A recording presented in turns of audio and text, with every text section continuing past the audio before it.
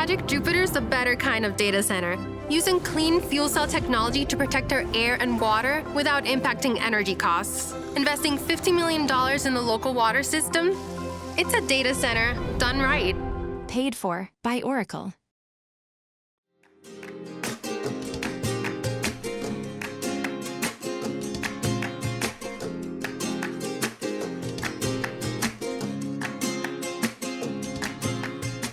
Hello, New Mexico, and welcome to another episode of Around the Roundhouse, a podcast featuring the policies, politics, and personalities of the land of enchantment. I'm your host, Daniel Chacón. Our guest this week is Senate Majority Leader Peter Wirth, a Santa Fe Democrat who made big news in the political world Tuesday when he announced he would not seek re-election in 2028. While he will serve out the remainder of his term, Senator Wirth also announced he will not run again for floor leader, a position he has held for the last 10 years. His decision not to seek a sixth term in the Senate and relinquish the post of floor leader unleashes a change in political power at the Roundhouse and ignites what promises to be a competitive race for his successor, not just in Senate District 25, but in the Senate chamber. Senator, thank you for being with us today. Thank you, Daniel. It's good to be back on. Yes, you're a repeat. So thank you for being our guest again this week. The last time we did it just audio. And as I like to say, we're like the Jeffersons. We're moving on up and doing video now. So thank you. Absolutely. Senator, after 22 years in the legislature, why now? What made this the right time? So you're right, Daniel. I'm in my fifth term in the state Senate, and I served 2 terms in the state House. Interesting little political tidbit. I was actually appointed in 2024. I ran in a 5-way Democratic primary for House District 47, and when I won, Max Call, who had served many, many years, 28 years, I think, in that seat, he made the decision to resign so that I could get those 6 months serving on interim committees. So I was just joking this morning with my good friend, Bill Payne, who's a former Republican senator from Albuquerque. We went to law school together, still good friends. And I said, he retired at 24 years. When I make it to the end of 2028, it'll be 24 and a half. So I've got him by half a year. So I think the thing, serving as long as I have, it's been an extraordinary honor and privilege. And I'd be remiss if I didn't thank first the constituents in Senate District 25 who've given me this ability to be here now in my 5th term. It was funny when I was putting together the press release and mentioned I wasn't going to run for a 6th term. Everyone paused and said, 6th term? How's that possible? Carol was going, that doesn't 6th term? I said, yeah, do the math. And so I think it's a realization. I've been here for a long time, and it's been a privilege to be here, but it's time. I think I said that to you yesterday, and it quoted in the paper. I just feel like it's important. Part of leadership is knowing when to hand the baton to the next generation. And I've been the majority leader for 10 years, and all 8 years of the Lujan Grisham administration. Obviously, we're going to have a new administration coming in with a new governor and a new lieutenant governor. And just for your viewers, lieutenant governor is a really important position in the Senate, given that they run the Senate. And I just have such respect for our current lieutenant governor, Howie Morales. And he and I worked really well together, but we'll have a new lieutenant governor. And so it felt like that was a logical switch. And then looking at the caucus and just seeing the diversity in our caucus, the strength of our caucus, and realizing that it's time for one of those members to step up. And so when I made the decision not to run again in 28, I just felt like it was also time to not run for a final 2 years as majority leader. You don't want to be in this position with a foot out the door. I think that would weaken us. We need a leader who's going to be there during the term of the governor. And I think that's really important. So those are some of the factors that came into play. Senator, what makes an effective floor leader, and are there any early contenders for your successor? So I think there's a number of different things that go into being floor leader. One of the most important is you've got to be incredibly strategic. Basically, every day in the leader's office, we determined what committees bills are going to get referred to. And after the day, we put together the floor calendar for the following day. And it's a lot of discretion and trying to do that in a way that's fair, that's respectful to the process, that finds the right balance is kind of the day-to-day strategic pieces. But also the leader and the speaker and the governor meet regularly to discuss kind of the overall session, what's moving, what issues are there, and kind of figuring out the picture in that framework.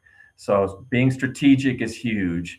I think it's important for the leader to have kind of an ability to be calm as you negotiate and navigate through turbulent issues. There's no question that you are on the fly. Things can come out of nowhere, motions and rule challenges, and working through that and doing so in a way that kind of maintains that level of calm is critical to getting the work done. One thing, Daniel, that I'm super proud of in 10 years as the leader, I don't remember a time when we used our majority, the rule of 22, to roll the minority. Basically, you can suspend the rules with a majority vote. And we had a couple moments when it got close. And those are the times when you just got to slow down, pull everything back, and work through it. And so I couldn't, being able to do that and have relationships with the minority such that they felt like they were being treated fair. At the end of the day, we end up in a place where we get the bills we need to get passed, but we don't kill all the members getting there. The minority can make life miserable if they want to. And I'm really proud of the fact that we've been able to avoid most of that. That whole in the House, spending 3 hours on every single bill, just debating to debate. We haven't done that in the Senate. And I think that's the relationship between the majority leader and the minority leader. And I served with 3 great minority leaders, Stuart Engel, Greg Baca, and the last 2 years, Bill Scherer. So I think those relationships with the other side are important. And then when you're the majority leader, you're working for your caucus. So you always have to have relationships with the caucus and understand that there's going to be things the caucus wants to do that might be a little different than what your constituency might want to do, but that's who you're there working for. So it's a big skill set, and it's certainly something that takes some time. One of the things that's nice about how I'm doing this is that I'll still be in the chamber for 2 years. I didn't get that 10 years ago. Michael Sanchez lost his reelection race, and all of a sudden I was the guy, and kind of trial by error. I think certainly having me there to help the new leader figure this out will be good for the chamber, and I think at the end of the day, good for the state. And speaking of the new leader, again, are there any early contenders, anyone who has expressed interest in assuming that role? So yesterday was the first time when I started making phone calls at 9 a.m. The press release went out at 12 to most everyone. I think a certain reporter got an embargoed copy a little early. I might be talking to him. So that was the first they had learned of this change. These are big kind of shifts. I remember when Speaker Egoff decided not to be speaker on the last day of the session and made that announcement. So I've had conversations with our members. I haven't heard as of now anyone kind of putting together that campaign, but my guess is that there are a lot of phones buzzing. I just think that's going to happen. And so we'll see kind of who steps up, and then just process wise, so people understand, because the leadership election will happen sometime this year. My preference would be that we do it before the gubernatorial election, so that our leadership is in place when the new administration comes in, so we can really participate in that transition. We're currently working on policy issues within the caucus, and I just think it would be great to have a new leader ready to go with a new administration as we do the transition. But that's to be determined by the caucus. So we'll see how that goes. And I'm confident someone's going to step up, and we'll see if we're going to have a bunch of people running, or when I ran, I was basically asked to do it and then elected by acclamation. There was no one else that stepped up. So we'll see how it plays out. It'll be exciting to watch and be part of for me. Senator, especially during the legislative session, I see you at the Capitol. Probably, I don't know if you're the first one there, but I see you there bright and early, and oftentimes I see you leaving late at night. Does this role take a toll on you? It does. I wouldn't be truthful if I said it didn't. It is a incredibly, not only kind of physically exhausting time, but you are so consumed that during the legislative session, I'm basically checked out of my life at home, and I'm checked out of my life at the law office, and it is all in. And again, in this position, we are the last ones generally leave the building, because every night we're looking through all the different bills that are that have made it to the floor and putting together what makes sense in terms of order. You've got a bill that is going to be controversial. You can't put 5 controversial bills on at once, or the roof blows off. You got to make sure you've got minority bills that are being heard, member bills, trying to find that balance. So it is an incredibly demanding position. I think visiting with some former legislators who've all been calling, and some who've served in leadership, one said this morning, when you run for the legislature, you kind of leave your family behind, because there's big sacrifices that are made to be in the legislature, and you're working for your constituents. And then when you run for leadership, all of a sudden you're working for your caucus. And so, that's the other piece, is that you've always got to be careful not to get kind of out in a place where your caucus is not behind you. So understanding where your caucus is, when you can push, when you can pull back, those are all the different things that go into it. But yes, it's a big job, an important job. And again, I'm just incredibly honored to have had the chance to do it for five 2-year terms. Senator, besides working with me, obviously, what will you miss most, and what will you miss least? So I think, what I'll miss most is just being right in the middle of all the action. Again, those meetings when visiting with the speaker. I visited with Speaker Martinez yesterday, and we were talking about those moments when, we're in the room together kind of going, oh my goodness, it's us, man. We've got to get us out of this mess. And I remember with Brian Egoff, when he first became speaker and I was first the leader, there was a moment when we were sitting, I think it was in his office, and we looked at each other and go, we got to figure this out. It's all on us. So you miss that excitement and that part of it. At the same time, I think what I will enjoy most is not having to be completely consumed with all the managerial and strategic pieces every day. And quite frankly, being able to spend 2 years focusing on legislation. I did, during my term as majority leader, try and carry some pretty big bills and got some pretty big bills through. But it'll be different being able to be kind of on a committee really focused on those issues versus worried about what I know is coming next once I hit the floor. So again, it's going to be a good transition. The way this has played out, I feel good about the decision I made. And I think it's also important too that the voters in Senate District 25 get to choose my successor. And I didn't want to just walk out the door and then have a county commission appointment with 3 out of 5, all that's needed. So that was another factor. So I'm good with where I am, and I think it's going to work well at the end of the day. I'm very interested in asking you about some of those big bills that you sponsored, but first we're going to take a quick break. We'll be back in a quick second.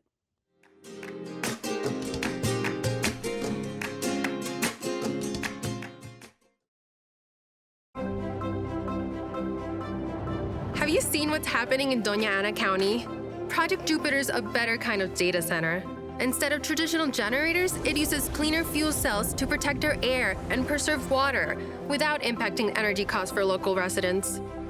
Project Jupiter even provides $50 million to improve Doña Ana County's water system. It's a data center, done right. Learn more at projectjupitertogether.com. Paid for by Oracle.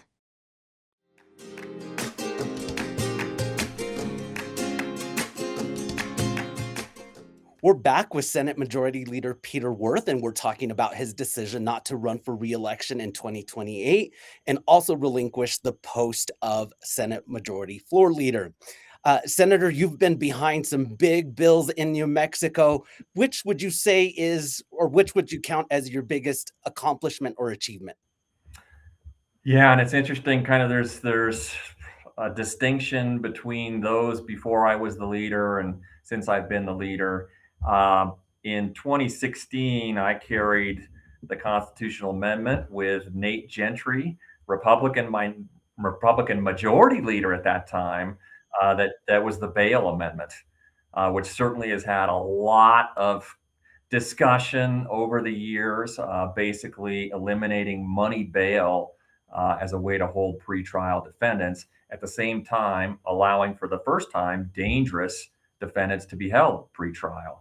And so that was a big lift for sure, kind of in 2016.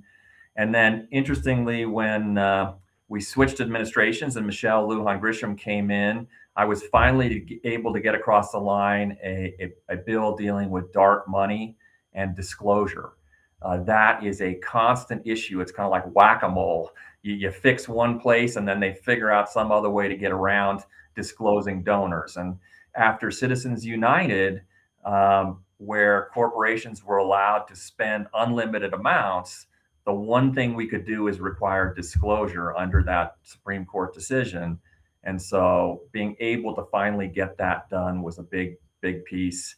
And then recently, the PRC change. I was visiting with, I mentioned, with Bill Payne this morning. He and I and Steve Neville, Republican senator from Aztec, New Mexico, the three of us kind of both were working on this issue, realizing we believe there should be a change away from an elected PRC. And so we put forward the joint resolution that went to the voters. I took a lot of heat from my side. They took a lot of heat from their side. We kind of navigated through that narrow window. That's a big one.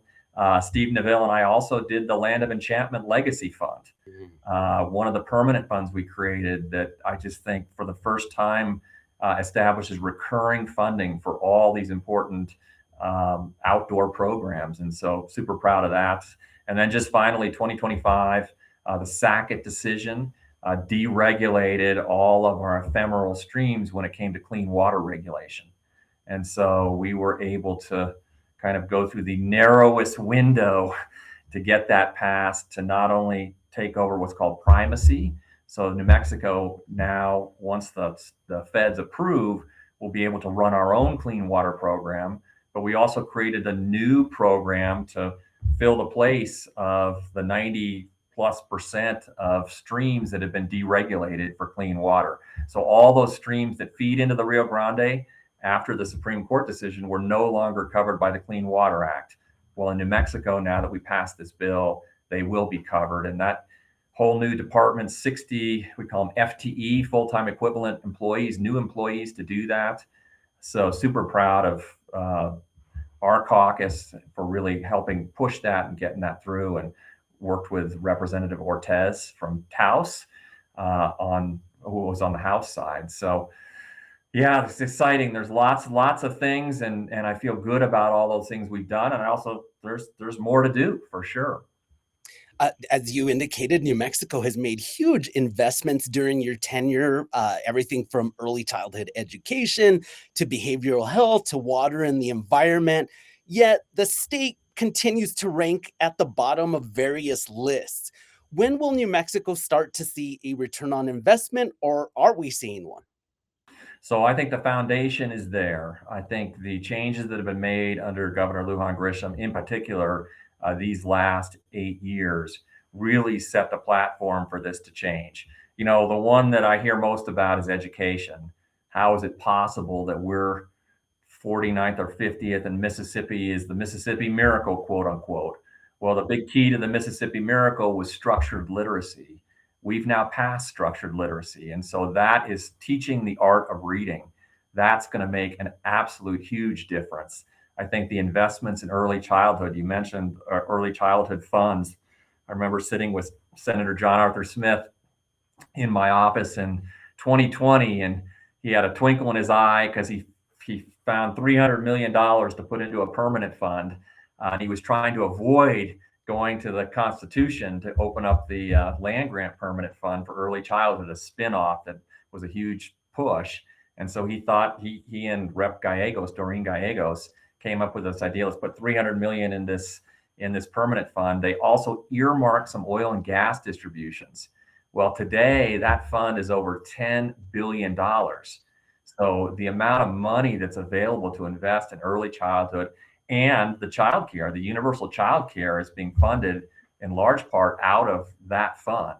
So these are the types of things we just never had this kind of resources to kind of put this on the ground. So I'm optimistic about where we are. No question, the rankings need to change, and I think we've put in place a good platform to make that happen.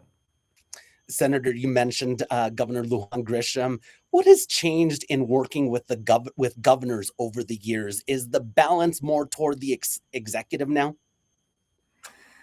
Yeah, the executive has a lot of power under this format because we're part-time legislators, and obviously they're here year-round. They're the ones that are putting the money out the door, but we're the appropriating body.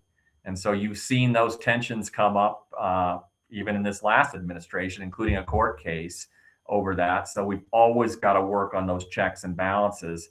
But I guess, Daniel, what I'm really proud, I've served with 3 governors. I was here for 6 years under Governor Richardson, and then 8 years with Governor Martinez, and now 8 years with Governor Lujan Grisham. And, you know, for the 8 years under Governor Martinez, it just felt like we were fighting for status quo.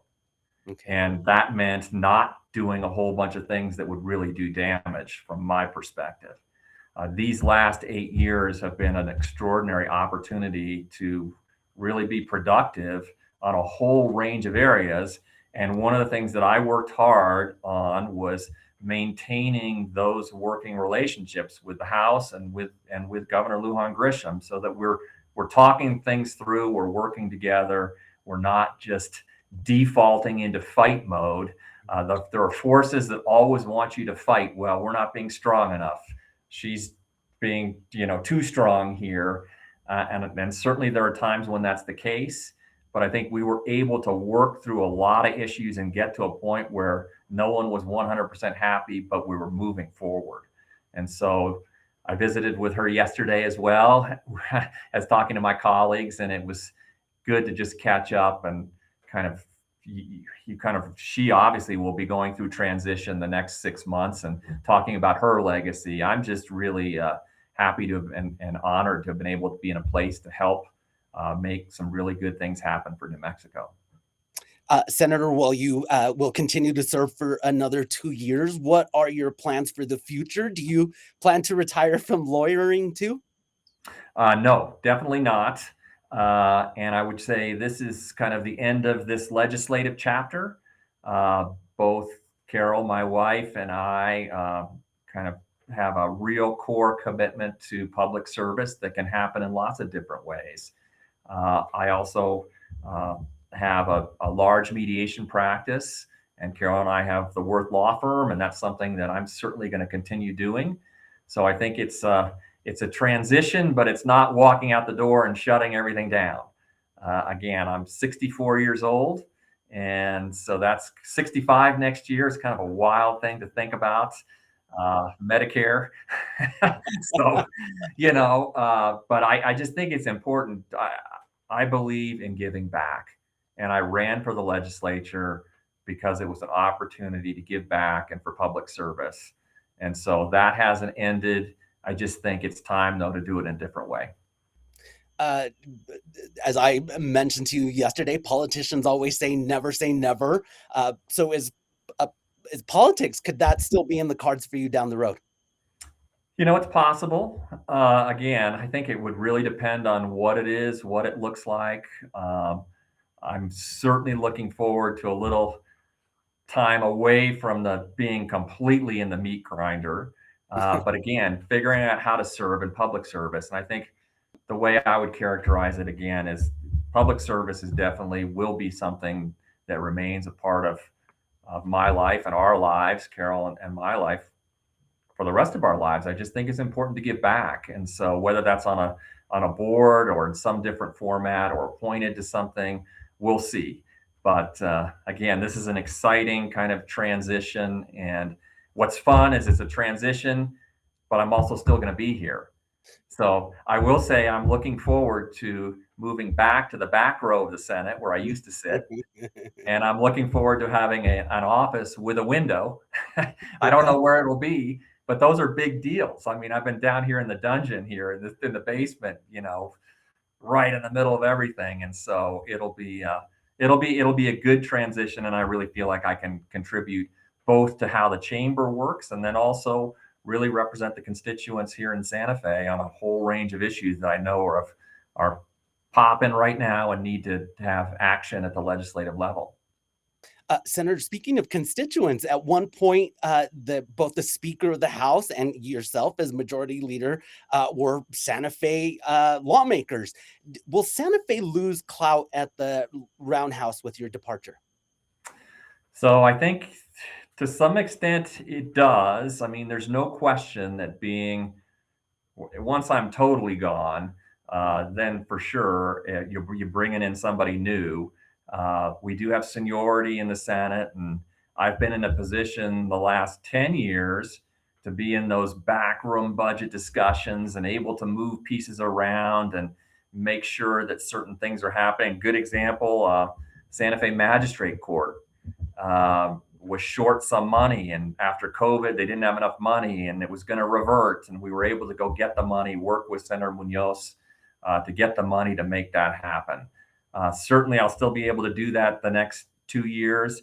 We also have a fantastic sort of new senator in Linda Trujillo. So I say sort of new because she served in the House, and she's already on the Senate Finance Committee, which is huge because we lost Nancy Rodriguez, who served longer than I did on the Senate Finance Committee. So we've got a new senator there. Certainly think we have Leader Sapansky in the House and members of the House delegation on the House Appropriations Committee. So I think Santa Fe's in a good place, but it's important to get someone in this seat, who's going to be able to jump in and continue that level of representation. Okay. Senator, obviously we still have you for 2 years and we'll still have you hopefully for a really long time after you leave the legislature. But how do you want folks to remember you? Well, I think, Daniel, the most important legacy, I think, walking out of here is I've been able to do this and maintain a decorum in this chamber that sets a model. I remember we were doing a town hall before a couple of years ago, and constituents stood up and just said, "Thank you for actually showing us how democracy is supposed to work." And so, in this environment, the pressures from both sides are so extreme to just go right down the TikTok wormhole and blow the doors off everything. And we've managed to keep doing what the Senate has done. I don't take full credit for this. I inherited this. Michael Sanchez and Stuart Engel kind of set this tone, but I've been able to kind of keep us on the tracks. And I got to say, I appreciate Senator Scherer. He gets it. Once you are in these roles, you realize how important that is. And I appreciated very much his comments yesterday when I made this transition. And so I think that's the thing about this process. I've been fair, and that's what's helped keep that decorum. And so something that certainly I'll work on from the backbench to help continue moving forward. Senator, you have not only been fair, but you have been kind, including to me. So thank you so much. Anything I'm missing to ask you? Anything you'd like to add, sir? No, I think you got it, Daniel, and I just look forward to 2 more years of getting to work with you on all these legislative issues. Well, I'm looking forward to it as well. And again, thank you. And as always, thank you to our viewers and listeners for tuning into Around the Roundhouse. Join us every week as we talk to newsmakers in the political realm by subscribing to our podcast through Spotify, YouTube, Apple, or wherever you get your podcasts. For the latest developments and perhaps maybe even some breaking news that is sometimes provided to reporters on embargo, please follow our coverage online at santafenewmexican.com, where you can also subscribe to our political newsletter, The Roundhouse Report. Until next time, I'm Daniel Chacón, and this has been Around the Roundhouse.